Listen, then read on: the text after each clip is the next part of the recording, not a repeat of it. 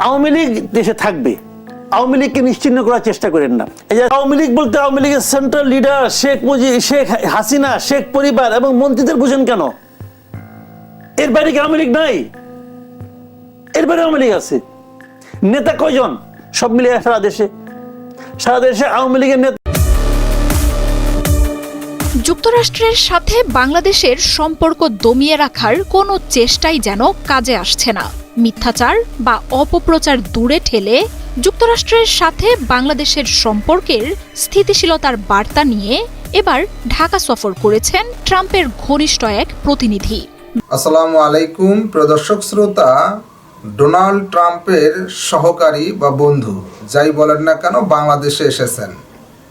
এ নিয়ে সোশ্যাল মিডিয়ায় তোলপাড় যে ডোনাল্ড ট্রাম্পের পক্ষ হয়ে যিনি এসেছেন তিনি ডক্টর ইউনূসের সাথে বৈঠক করেছেন।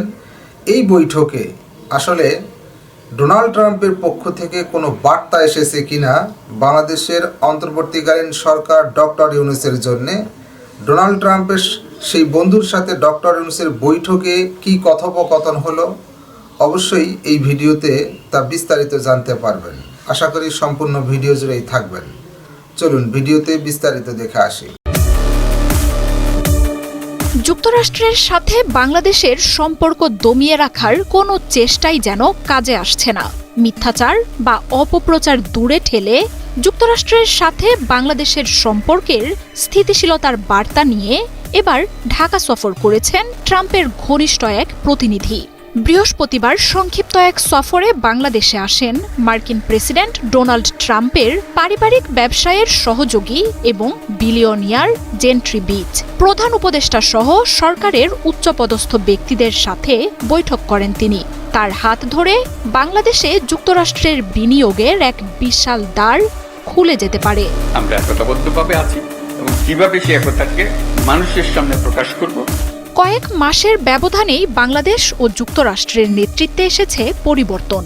শেখ হাসিনার পতনের মধ্য দিয়ে প্রধান উপদেষ্টা ডক্টর মোহাম্মদ ইউনূসের নেতৃত্বে বাংলাদেশে অন্তর্বর্তী সরকার ক্ষমতায় আসে। অন্যদিকে জো বাইডেনের ডেমোক্র্যাট পার্টিকে পরাজিত করে বিশাল এক জয় তুলে নেন দ্বিতীয় মেয়াদে ক্ষমতায় আসা ডোনাল্ড ট্রাম্প। বাংলাদেশ ও যুক্তরাষ্ট্রে নেতৃত্বের পরিবর্তন আসায় ব্যবসা বাণিজ্যে নতুন সুযোগ ও সম্ভাবনা তৈরি হয়েছে। বাংলাদেশ সফরে এমনটাই মন্তব্য করেছেন যুক্তরাষ্ট্রের প্রেসিডেন্ট ডোনাল্ড ট্রাম্পের পারিবারিক ব্যবসায়িক সহযোগী এবং বিলিয়নিয়ার জেন্ট্রি বিচ। বৃহস্পতিবার মার্কিন অন্যতম শীর্ষ এই ব্যবসায়ী প্রধান উপদেষ্টা অধ্যাপক ডক্টর মোহাম্মদ ইউনূসের সাথে সাক্ষাৎ করেন। প্রধান উপদেষ্টার অফিসিয়াল ফেসবুক পেজে দুই নেতার এই বৈঠকের তথ্য ও ছবি প্রকাশ করা হয়েছে। প্রধান উপদেষ্টার সাথে বৈঠকে বাংলাদেশে বিনিয়োগের ইচ্ছার কথা তুলে ধরেন তিনি। যুক্তরাষ্ট্রের প্যারামাউন্ট গ্রুপের চেয়ারম্যান ও হাইগ্রাউন্ড হোল্ডিংসের সিইও জেন্ট্রি বিচ জানান, এরই মধ্যে তার কোম্পানি বাংলাদেশে বেশ কিছু সম্পদ রয়েছে। পাশাপাশি জ্বালানি, আর্থিক সহ অন্যান্য বহু খাতে আরও বেশি বিনিয়োগ করতে আগ্রহী বলে জানান তিনি। বৈঠকে প্রধান উপদেষ্টার নেতৃত্বের ভূয়সী প্রশংসা করেন এই ব্যবসায়ী। জানান, তার নেতৃত্বে দেশে আইন শৃঙ্খলা পরিস্থিতির উন্নয়ন সহ স্থিতিশীলতা ফিরে এসেছে, আর তাই বাংলাদেশ এখন আরও বিনিয়োগের জন্য প্রস্তুত বলে মন্তব্য করেন মার্কিন এই প্রতিনিধি। বাংলাদেশের রিয়েল এস্টেট, অ্যারোস্পেস ও প্রতিরক্ষা খাতগুলোতে তার কোম্পানি বিনিয়োগে আগ্রহের কথা তুলে ধরেন তিনি। জটিল এই সময়ে বাংলাদেশে বিনিয়োগের আগ্রহের জন্য জেন্ট্রি বিচকে ধন্যবাদ জানান প্রধান উপদেষ্টা। বাংলাদেশ এখন ব্যবসার জন্য পুরোপুরি প্রস্তুত জানিয়ে প্রধান উপদেষ্টা জানান, বাংলাদেশ এখন ইতিহাসের নতুন অধ্যায় শুরু করেছে। জেন্ট্রি বিচের সাথে মার্কিন প্রেসিডেন্ট ট্রাম্পের রয়েছে ঘনিষ্ঠ সম্পর্ক। ট্রাম্পের ব্যক্তিগত ব্যবসায়িক প্রতিষ্ঠান ট্রাম্প অর্গানাইজেশনের সাথে ব্যবসা পরিচালনা করেন তিনি। ট্রাম্পের রাজনৈতিক ক্যারিয়ারের অন্যতম সমর্থক জেন্ট্রি বিচ তার নির্বাচনী ক্যাম্পেইনে অর্থ দেয়া সহ সাথেও থেকেছেন। ক্ষমতায় আসার পর থেকেই বাংলাদেশ ও প্রধান উপদেষ্টার সাথে ট্রাম্পের সম্পর্ক নিয়ে ব্যাপক তোলপাড় করেছে ভারতীয় গণমাধ্যমগুলো। অপপ্রচার আর বিভ্রান্তিমূলক খবরও ছড়িয়েছে বহুবার। তবে ট্রাম্প প্রশাসনের একের পর এক বার্তা বাংলাদেশের সাথে সুসম্পর্কই তুলে ধরছে। বিদেশি সহায়তা স্থগিতের মধ্যেও চাপমুক্ত রাখতে বাংলাদেশে রোহিঙ্গাদের জন্য সহায়তা বন্ধ না করার ঘোষণা দিয়েছেন ট্রাম্প। ট্রাম্প প্রশাসনের সাথে সবচেয়ে বড় এলএনজি চুক্তি করেছে ঢাকা। এর মধ্যেই ট্রাম্পের অন্যতম ঘনিষ্ঠ এই প্রতিনিধির ঢাকা সফর ও বিনিয়োগের ঘোষণা ভারতের সব মিথ্যাচার ও পরিকল্পনার বিষয়টি স্পষ্ট করে দিয়েছে। আওয়ামী লীগ দেশে থাকবে, আওয়ামী লীগকে নিশ্চিহ্ন করার চেষ্টা করেন না। এই যে আওয়ামী লীগ বলতে আওয়ামী লীগের সেন্ট্রাল লিডার শেখ হাসিনা, শেখ পরিবার এবং মন্ত্রীদের বুঝেন কেন? এর বাইরে কি আওয়ামী লীগ নাই? এর বাইরে আওয়ামী লীগ আছে।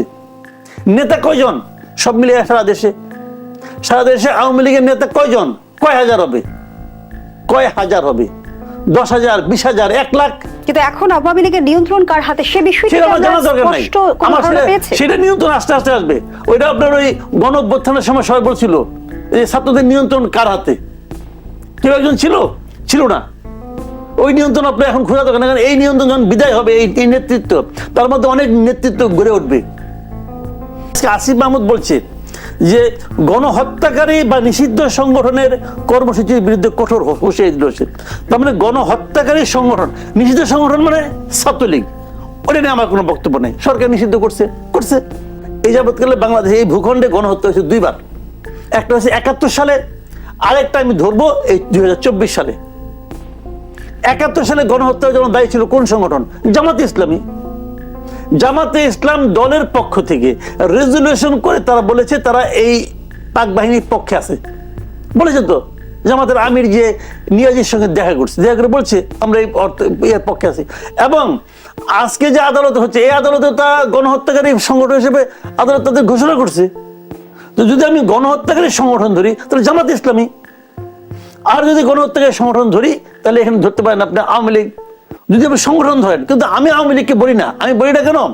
আওয়ামী লীগ কি রেজুলেশন করে বলছিল যেটা আমরা করবো? আমি মনে করি গণহত্যা করেছে সেই সময় সরকার এবং দলকে আপনি একা করে ফেলায়েন না। সরকার এবং দল এক জিনিস না। সরকারের সঙ্গে কিছু লোক জড়িত, সরকারের সঙ্গে কারা জড়িত? মন্ত্রীবর্গ জড়িত, সরকারের সঙ্গে জড়িত সচিববর্গ জড়িত, সরকারের সঙ্গে জড়িত প্রশাসন, সরকারের সঙ্গে জড়িত পুলিশ এবং বিভিন্ন বাহিনী। এরা সব পার্ট অফ গভর্নমেন্ট। এরা কিন্তু part of government. Awami League কিন্তু পার্ট অফ গভর্নমেন্ট। আমরা বিগত সময়ের রাজনীতির সংস্কৃতিতে আসলে সরকার আর দলকে তো মিলেমিশে একাকার হতেই দেখি। এটা আপনি ভেবেছেন হয়েছে হয়তো বা, কিন্তু আমি তো দেখবো না আইন অনুযায়ী। আমি যে আইন ধরে কথা বলেন, আমি তো বলবো না। আপনি বলেন, আপনি কি স্বৈরাচার সরকারের সচিবদের নিয়ে কাজ করতেছেন না? কেন করতেছেন বলেন? যেখানে আসলে সম্প্রতি আমরা বলেছে যে রাজনীতির কাছে জিম্মি ছিল আমলাতন্ত্র। ফাইন, তাহলে আওয়ামী লীগের সমস্ত লিডাররা বলবে, এখন যারা আছে দেশে বলবে আমরা তো ওই লিডারের কাছে জিম্মি ছিলাম, আমরা তো প্রধানমন্ত্রীর কাছে জিম্মি ছিলাম। আওয়ামী লীগের একজন থানা পর্যায়ের লিডার, সে কি বলতে পারবে না আমি শেখ হাসিনার কাছে জিম্মি ছিলাম, শেখ হাসিনা আওয়ামী লীগকে দখল করে রাখছিল? বলতেই পারে তারা। যদি আপনি সচিবদের জিম্মি থাকার অজুহাতটা মেনে নেন, তো ওটা মানবেন না কেন? সিদ্ধান্তগুলো একটা নন পলিটিক্যাল গভর্নমেন্টকে নিতে হবে। সেই জন্য আমি চাই এই সরকার সেগুলো করুক, এবং সরকারের যা সক্ষমতা আছে সমস্ত সক্ষমতা প্রয়োগ করে তারা চেঞ্জগুলি করুক, সংস্কারগুলি করুক, এটা আমি চাই। কাজেই এগুলি অপ্রয়োজনীয় বিতর্ক যদি সরকার এড়াতে পারে তাহলে সরকারের কাজগুলো তাড়াতাড়ি করতে পারবে। আর এগুলি অপ্রয়োজনীয় কাজ সরকার প্রতিদিন যদি আওয়ামী লীগের সাথে ফাইট করতে হয়, প্রতিদিন যদি আওয়ামী লীগকে পিটাইতে হয়, সরকার খুব একটা ভালো অবস্থা থাকবে না। সরকার ওই তার মূল কাজটাই করতে পারবে না। আমার বক্তব্যটা হলো এখানে যে সরকারকে পলিটিক্যাল হওয়ার দরকার নাই, সরকার নিজেদের কাজটা করুক। তাদের কাজ হলো একটা সংস্কার করা, তাদের কাজ হলো একটা নির্বাচন দেওয়া, এবং এই সংস্কার করার পথে যদি কেউ বাধা দেয় তাকে আপনি দমন করেন, আমার কোনো আপত্তি নাই। একটা রাজনৈতিক কর্মসূচি তারা পালন করবে। আওয়ামী লীগকে আপনি করতে দিবেন না কেন বলেন? আপনি কেন দিবেন না? আওয়ামী লীগ একটা মিছিল করবে, একটা শোভাযাত্রা। গতকালকে পুরো ঢাকা শহর স্টাক হয়ে গেছিল বিএনপির একটা মিছিলের কারণে, একটা শোভাযাত্রার কারণে। হয়েছিল না? হয়েছিল তো। ওটা আপনি বন্ধ করলেন না। ওটা থেকে মানুষের দুর্ভোগ হয় নাই, ভোগান্তি হয় নাই? হয়েছে। তবে কি হয়েছে? তাদের সমস্যা নাকি? আপনি এটা পলিটিক্যাল পার্টি যখন কোনো কর্মসূচি করবে তখন এগুলো হবেই, এগুলো আমরা অভ্যস্ত এই দেশের মানুষ, কোনো সমস্যা নেই। আওয়ামী লীগ আপনি 0 পয়েন্টে করতে দিবেন না কেন? সরকার আসলে কোনটি আমলে নিচ্ছে, দুর্ভোগ নাকি সহিংসতাকে? স্বরাষ্ট্র মন্ত্রণালয় কিছু বলে নাই, তার মানে না বলা মানে সম্মতি, তারা মিছিলটা করছে। এখন আওয়ামী লীগের ব্যাপারে স্বরাষ্ট্র মন্ত্রণালয় কিছু বলতেছে না, তার মানে এটাও সম্মতি, তারা করবে। 2জন লোক কি বললো তা ফেসবুক স্ট্যাটাসে কি আসে যায়? বলেন আপনি, আমার কথা কি আসে যায়?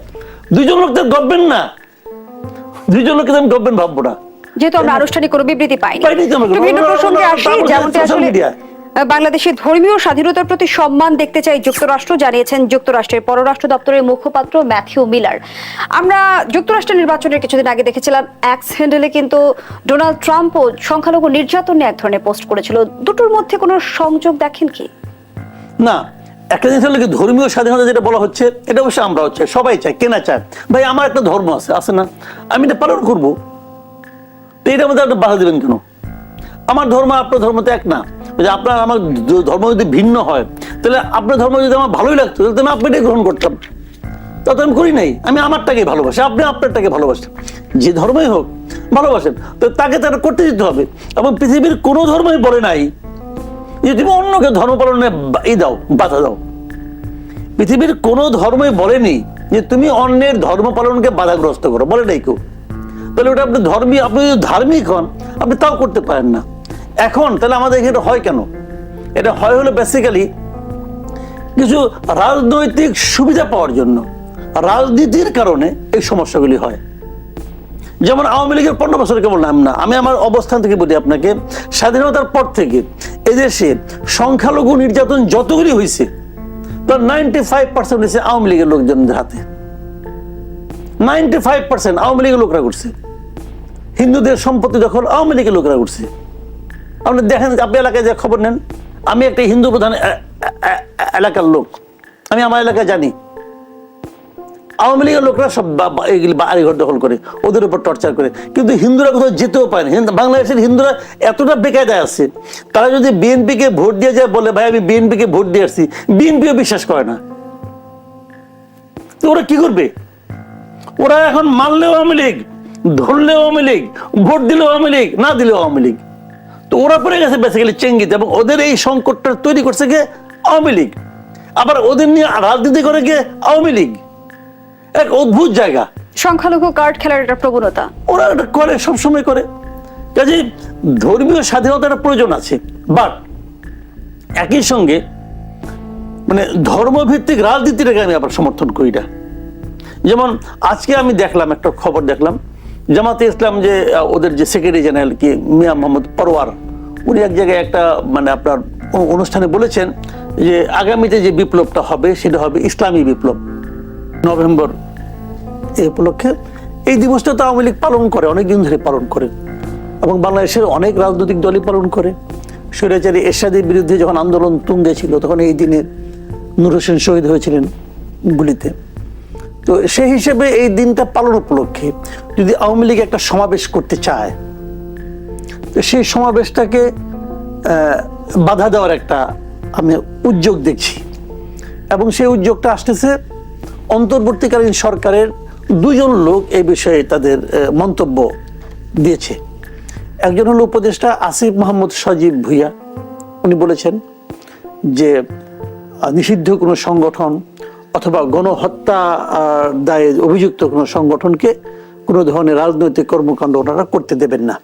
এটা হলো আসিফ মাহমুদ সজীব ভুইয়ার ফেসবুক স্ট্যাটাস।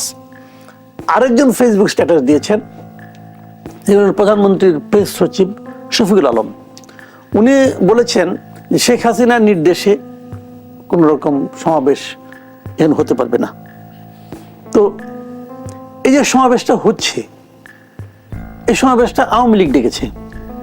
আওয়ামী লীগ কি বাংলাদেশের এখন পর্যন্ত কোনো নিষিদ্ধ সংগঠন?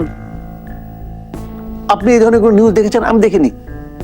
আওয়ামী লীগকে নিষিদ্ধ করা হয়েছে, আওয়ামী লীগের রাজনৈতিক কর্মকাণ্ড করতে পারবে না এ ধরনের কোনো নিষেধাজ্ঞা আওয়ামী লীগের উপর আরোপ করা হয়েছে, এ ধরনের কোনো নিউজ অথবা খবর আপনার চোখে পড়েছে?